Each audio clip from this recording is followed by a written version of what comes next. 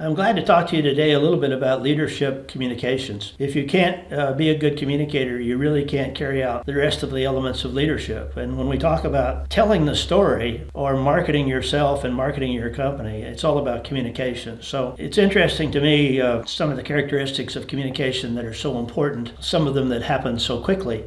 But also, if you think about, communicating and having contact and making first impressions during the course of any given day, you may have, 100 different impressions that you make, 100 different first contacts that you make, or follow-up contacts, because every phone call, every handshake, you go out to lunch, you talk to people, whatever it might be, you buy gas, all of that is a first impression that you're making with someone in your community. But some of the things that are really important, and they're so obvious, I guess, that you don't maybe think about them. And I've had fun teaching my children this since they're all in business for themselves. But a good handshake is very important.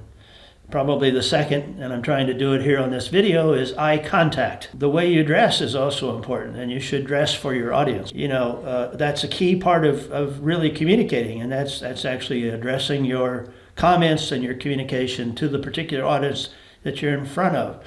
I've had some public speaking training, and they remind you that the Rotary Club is a different audience than a group of second graders. Very important that we think about who the audience is and dress for the audience and communicate with the audience. The second and third and fourth things that we need to think about are just how quickly these impressions are made. The verbal communication that you make with someone when you first see them in a networking event or whatever, they say you have about 10 seconds to actually make that impression. To me, that seems awfully damn quick, but that's what they say. 10 seconds. Some people even say less than that. You have to be warm in your communications, you have to be sincere, and you have to be informed. And the level, as I say, that tailor your communications to your audience is extremely important. Critical and timely follow-up communications can't be overemphasized. When you tell people you're going to do something, you've got to do it.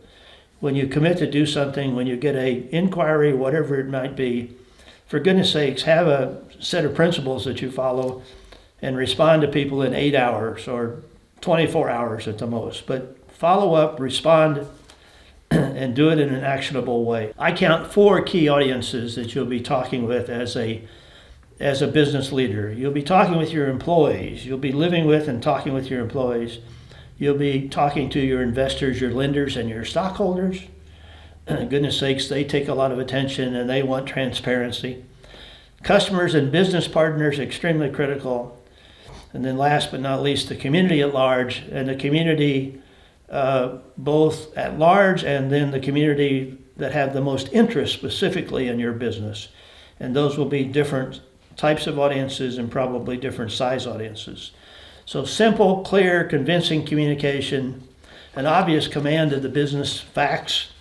Anybody knows the numbers, you know the numbers, you have to own the numbers, and you have to be able to talk about the numbers in a convincing way, in a personal way. Make clear that you know where those numbers are coming from, and you can back them up with facts and figures and information.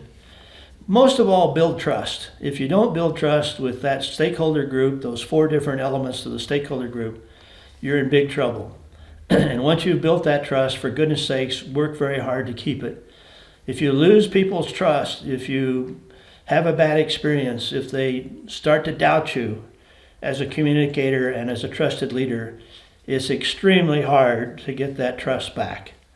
Last, I would end by saying, you've heard the cliche, manage by walking around.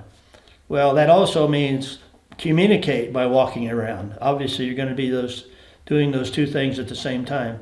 But communicate by walking around. Be on the ground. Be a real communicator. Don't be in the clouds someplace. Manage by walking around. Manage and communicate by walking around.